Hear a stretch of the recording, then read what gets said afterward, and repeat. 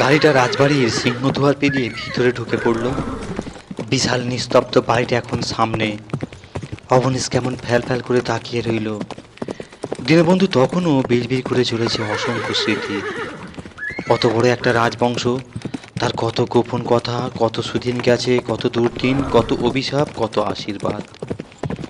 টাঙ্গাটা সদর দরজার কাছে এসে দাঁড়িয়ে পড়ল।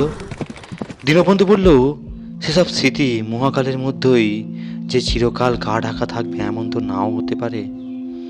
তারা তো স্যার আপনার কাছে মুক্তিও চাইতে পারে। আমার কাছে? তুস, তুমি কি আবোল তাবোল বকছো? দীনবন্ধু, আমাকে বরং তুমি স্টেশনে ফিরিয়ে দিয়ে এসো, আমার ভালো লাগছে না।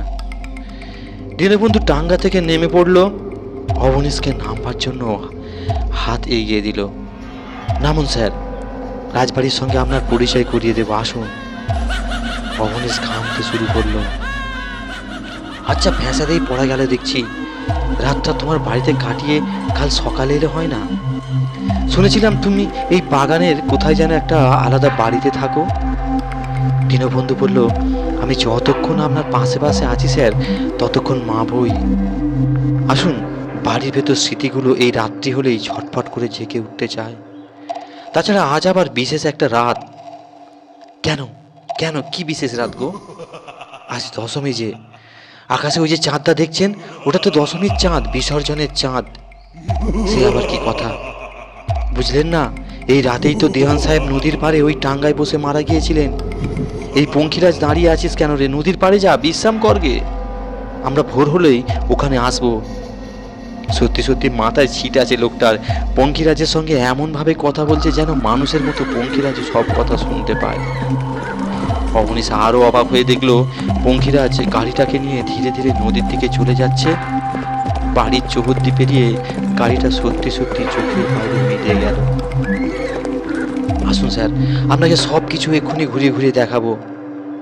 অবনীশ যেন এখন দীনবন্ধুর হাতে বন্দি। ওর পালিয়ে যাওয়ার উপায় নেই। যে জঙ্গলের রাস্তার ভিতর দিয়ে ও এলো, সেখান দিয়ে একা একা পায়ে হেঁটে ওর পক্ষে যাওয়া অসম্ভব। এই অবস্থায় সাহসে বুক বাঁধা ছাড়া আর কী বা করা যেতে পারে? অবনীশ বলল, ঠিক আছে চলো, তাড়াতাড়ি যা দেখাবে দেখিয়ে দাও, তারপর চলো তোমার বাড়িতে গিয়ে বিশ্রাম করি। ওরা রাজবাড়ির বিশাল সিঁড়ি বেয়ে বারান্দায় এসে পা দিল। বহুকাল যে বাড়িটার দিকে কেউ নজর দেয় না, তা দেখলেই বোঝা যায়। দেওয়াল খসে খসে পড়ছে, কোথাও কোনো চুনের দাগ পর্যন্ত নেই। ওপরে কুড়িকাঠের দিকে মাকড়সার জালে কালচে হয়ে রয়েছে। অন্ধকারে দেয়ালের ঘুলঘুলির মধ্যে কত কবুতর ঘুমোচ্ছে। সবচেয়ে বড় কথা, ভীষণ নির্জনতা যেন ঘিরে ধরছিল ওদের দুজনকে। দীনবন্ধু গাইডের মতো অবনীশকে ডাকলো, আসুন স্যার, এবার আমরা ভেতরে ঢুকবো। সামনেই বিশাল জীর্ণ একটা কাঠের দরজা দেখা যাচ্ছে, কিন্তু দরজাটা বন্ধ। ওরা দরজার কাছাকাছি আসতে বিকট একটা শব্দ করে দরজাটা খুলে গেল। চমকে প্রায় আর্তনাদ করে উঠেছিল অবনীশ। দীনবন্ধু বলল, আহা, ভয় পাবেন না স্যার, নির্ভয়ে ভিতরে আসুন, আমি তো রয়েছি। কে কে দরজা খুলল? থরথর করে কাঁপছিল অবনীশ। দীনবন্ধু অবনীশের পিঠে হাত রাখলো। স্মৃতি, রাজা মহারাজার ঘোড়ার পিঠে চেপে ছুটে ছুটতে যখন এই রাজপ্রাসাদের সামনে এসে নামতেন, তখনও ঠিক এমনিভাবে দরজা খুলে যেত। মহারাজ ভিতরে প্রবেশ করতেন। আসুন স্যার, আমরা ঢুকি, আসুন। খোলা দরজার ভিতর দিয়ে ঘরের ভিতরে বীভৎস অন্ধকার। অবনীশ ফ্যাঁস ফ্যাঁসে গলায় বলল, অন্ধকার যে, তুমি ফিরে চলো দীনবন্ধু, কাল না হয় দিনের বেলায় সে সব দেখে যাব। এখনই আলো জ্বলবে, আপনি আসুন। সত্যি সত্যি ঘরের ভিতর কুড়ি কাঠ থেকে ঝোলানো বিশাল কয়েকটা ঝাড় লণ্ঠনে আলো জ্বলে উঠল। সমস্ত ঘরটা এবার জল জল করে চোখের উপর ভেসে উঠল। ঘরের মাঝখানে চলে এলো ওরা। বিশাল হল ঘরের মতো, বহু মূল্যবান সব কাঠের আসবাব, টেবিল চেয়ার, পেতলের কাজ করা ফুলদানি, একটা ময়ূরপঙ্খী দোলনা। পায়ের নিচে কার্পেটের ছোঁয়া পেল অবনীশ, কিন্তু বহুকাল পুরনো কার্পেট কোথাও কোথাও গর্ত মতো হয়েছে। পুরো ধুলো স্তর জমে রয়েছে।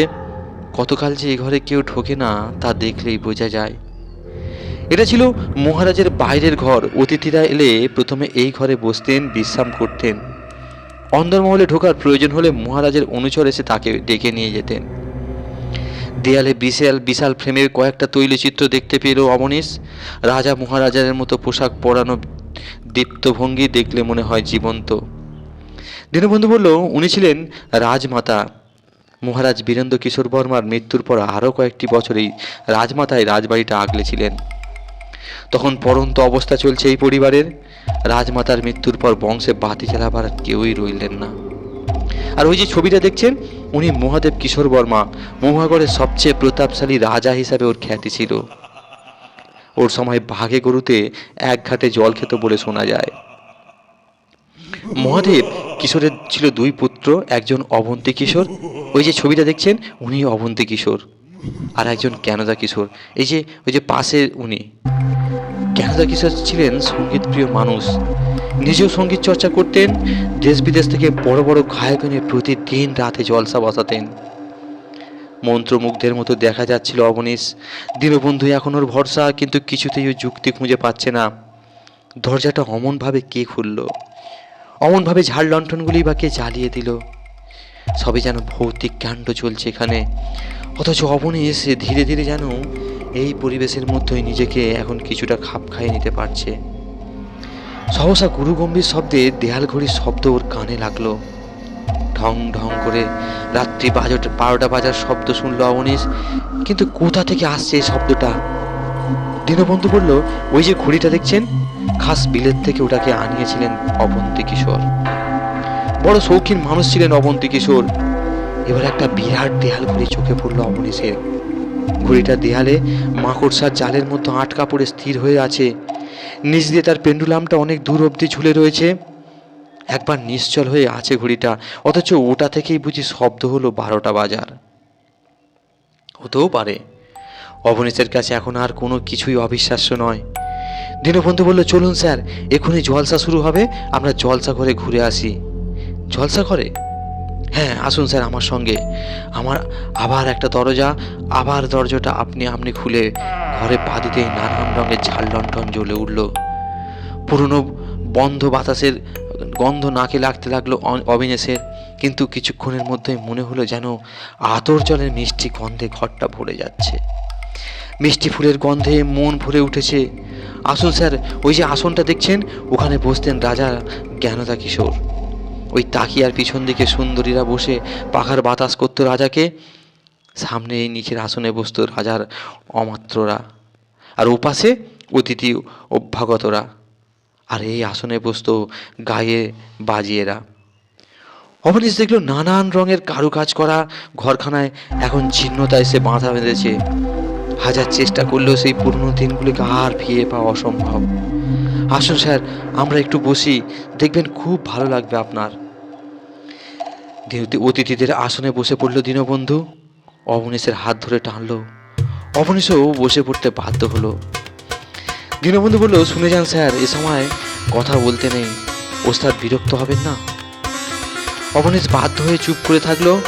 সমস্ত ঘরটা সুরের ঝংকারে গম গম করে উঠছে। মাঝে মাঝে কে বা কারা যেন বাহবা দিচ্ছে গায়ককে। বাহ ওস্তাদ, বাহ। অবনীশ কান পেতে থাকলো। সমস্ত শরীরটা ওর ঝিমঝিম করতে লাগলো। ও এখন এই ঐতিহাসিক রাজপ্রাসাদে যেন বন্দী হয়ে পড়েছে। যা হচ্ছে হয়ে যাক। অবনীশ নিজেকে পুরোপুরি যেন সমর্পণ করে দিয়েছে। একমাত্র ভরসা এখন দীনবন্ধু। দীনবন্ধুর দিকে তাকালো, গানের সুরে তন্ময় উঠেছে দীনবন্ধু। কতক্ষণ যে ওইভাবে গান হলো খেয়াল করতে পারেনি অবনীশ। হঠাৎ আবার দেয়াল ঘড়ির শব্দে চমকে উঠল রাত 3টে।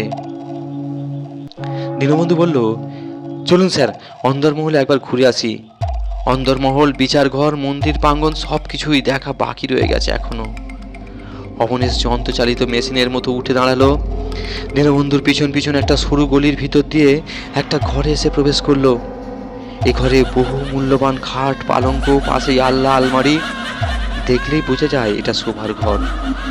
পালঙ্ক, বিছানা পাতা, মশারি টানানো রয়েছে, কিন্তু তাতে ধুলো পড়ে আসল চেহারাটাই যেন চাপা পড়ে গেছে।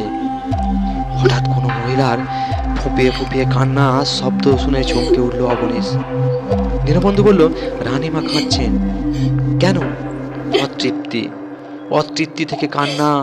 তৃপ্তি ছিল না রানীমার, সুখ ছিল না। কেন তৃপ্তি ছিল না? এত ঐশ্বর্য, ঐশ্বর্য তৃপ্তি দিতে পারে না। আসলে রানীমার কোনো সন্তান ছিল না, তাই। রাজা বীরেন্দ্র কিশোর অভিশপ্ত ছিলেন, তার সন্তান বাসনা কোনো দিন পূর্ণ হয়নি। কান্নাটা শুনতে শুনতে ওরা আর একটা ঘরে গিয়ে হাজির হলো। সারা ঘর অস্ত্র শস্ত্র সাজানো। বিস্ময়ে তাকিয়ে রইল অবনীশ।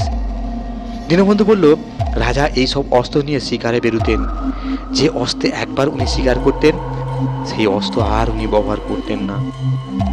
এনে এই ঘরে এইভাবে সাজিয়ে রাখতেন। আর একটা ঘরে ঢুকে দীনবন্ধু বলল, এখানেই দোষী অপরাধের বিচার হতো। রাজা রাজদণ্ড নিয়ে ওই আসনে বসতেন, আর দোষীকে দাঁড় করিয়ে দেওয়া হতো এখানে। বিচারে প্রাণদণ্ড পর্যন্ত হতে পারত। প্রকাশ্য রাস্তায় ঢেড়া পিটিয়ে প্রাণদণ্ড দিতেন রাজামশাই। হাজার হাজার মানুষ জমায়েত হয়ে তাই দেখত। অবনীশের মাথা ঝিমঝিম করছিল। বলল, এবার চলো দীনবন্ধু, রাত ভোর হতে আর বুঝি বেশি দেরি নেই। দীনবন্ধু বলল, চলুন স্যার, অনেক কিছু বাকি রয়ে গেল, তবু মন্দির প্রাঙ্গণ একবার দর্শন করে দিয়ে চলুন আমরা বেরোই। রাজবাড়ির লাগোয়ার চিহ্ন একটা মন্দির। মন্দিরের দরজা বন্ধ। ওরা দুজনে দরজার সামনে এলো, আবার দরজা খুলল না। অবনীশ দেখলো পূর্ব দিকটা বেশ ফর্সা হয়ে উঠেছে। গাছে গাছে তাজা পাখি পাখালি ডেকে উঠেছে। যাক বাবা, বেঁচে আছি তাহলে। দীনবন্ধু বলল, রাজবংশ বিলুপ্ত হওয়ার পর সেই যে মন্দিরের দরজা বন্ধ হয়েছে আর খুলেনি কোনোদিন। ভেতরে কোনো দেবতা রয়েছে দীনবন্ধু? প্রশ্ন করলো অবনীশ। দীনবন্ধু হাত তুলে মন্দিরের দেবতাকে প্রণাম করল। মহাকালী। রাজারা সকলেই কালী ভক্ত ছিলেন। গাছে গাছে পাখির চিৎকার বেশ বেড়েছে। রাত্রি যে ভোর হয়েছে তাতে সন্দেহ নেই। অবনীশ দেখলো রাজবাড়ির সবগুলি আলো আবার আপনা নিভে গেছে। এখন আর একটা দরজা জানালাও খোলা নেই, সব আপনা আপনি বন্ধ হয়ে গেছে। দীনবন্ধু বলল, স্যার, এবার নদীর পাড়টা ঘুরে আসবো আমরা। বিশ্রাম নেবেন তারপর? কেন আবার নদীর পাড় কেন? যেখানে দেহান সাহেব মারা গিয়েছিলেন সেই জায়গাটায় একবার আপনাকে দেখাবো স্যার। ব্যাস, তারপরে আমরা ঘরে ফিরবো। নদীর দিকে হাঁটতে শুরু করলো দীনবন্ধু। উপায় নেই, অবিনাশকেও সঙ্গে নিতে হলো তার সাথে। সদর দরজা পেরিয়ে একটু ঢাল মতো জায়গা, তারপরে নদী।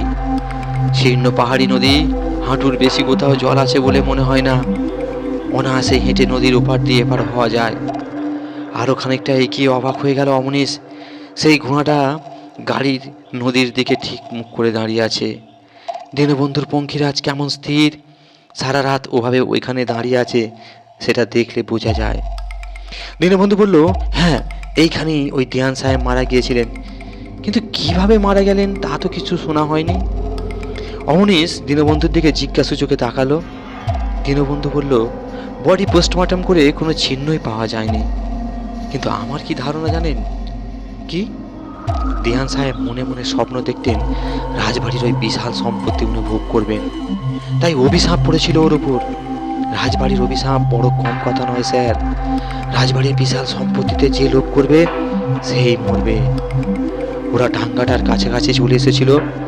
পূর্ব দিকে রক্তবর্ণ সূর্য উঠতে শুরু করেছে। সারা রাতের ক্লান্তি আর উত্তেজনায় হাত পা ভেঙে আসছিল অবনীশের। ভোরের ঠান্ডা বাতাসটা সত্যি সত্যি বড় ভালো লাগছিল। হঠাৎ চমকে উঠল। দীনবন্ধু ডাকছে, স্যার, এই ঘোড়া গাড়িতে আমি একবার বসি, আমার পঙ্খিরাজকে নিয়ে আমার একটা ছবি তুলুন স্যার। ছবি? অবিনাশ কাঁধ থেকে ক্যামেরাটা নামালো। ঠিক আছে, বসো, সূর্যের দিকে মুখ করে বসো। ডাঙ্গাটাতে উঠে বসলো দীনবন্ধু। পঙ্খিরাজ সূর্যের দিকে তাকালো। চেয়ে দেখো কত বড় নাম করা ক্যামেরা আজ তোমার ছবি তুলবে। তুই ধন্য হয়ে যাবি রে পঙ্খিরাজ। অবনীশ গোটা দুয়েক স্ন্যাপ নিল। চমৎকার আলো পড়েছে গাড়িটার গায়ে, নেকড়ার দারুণ উঠবে। আবার ক্যামেরা ছুটিয়ে নিল অবনীশ। চলুন স্যার, এবার আমরা ঘরে চলুন, একটু ঘুমিয়ে বিশ্রাম করে নেবে চলুন। পরের ঘটনা খুবই সামান্য, কিন্তু রাজবাড়ির কথা ভাবলে এখনো সারা গায়ে কাঁটা দেয় অবনীশের। কি ঘোরের মধ্যেই না ওই রাতে দীনবন্ধুর সঙ্গে ওই রাজবাড়িটাকে দেখে এসেছিল। তখন বিন্দুমাত্র বুঝতে পারেনি দীনবন্ধুকে, কার সঙ্গে সেই রাতেও ঘুরছিল। দীনবন্ধু যে কে তাও চিনতে পেরেছিল কলকাতায় এসে। সেই ছবি দুটো প্রিন্ট করে কিছুতেই ও বিশ্বাস করতে পারেনি। দুটো কঙ্কালের ছবি ও তুলে নিয়ে এনেছে। ছবি দুটো এখানেও বাঁধিয়ে রেখেছে ওর শোরুমে। তাতে স্পষ্ট দেখা যায় একটা ঘোড়ার গাড়ি, কিন্তু ঘোড়াটাই কঙ্কাল, শুধু দাঁড়িয়ে আছে। আর সেই গাড়িতে বসে আছে দীনবন্ধু, কিন্তু রক্ত মাংসের মানুষ নয় দীনবন্ধু, একটা কঙ্কালের কাঠামো। জ্যান্ত একটা মানুষ আর ঘোড়ার ছবি তুলে আনার পর তারা সেলুলয়েডে কঙ্কাল হয়ে গেল কি করে, এ রহস্য কোনোদিনে ভেদ করতে পারবে না অবনীশ।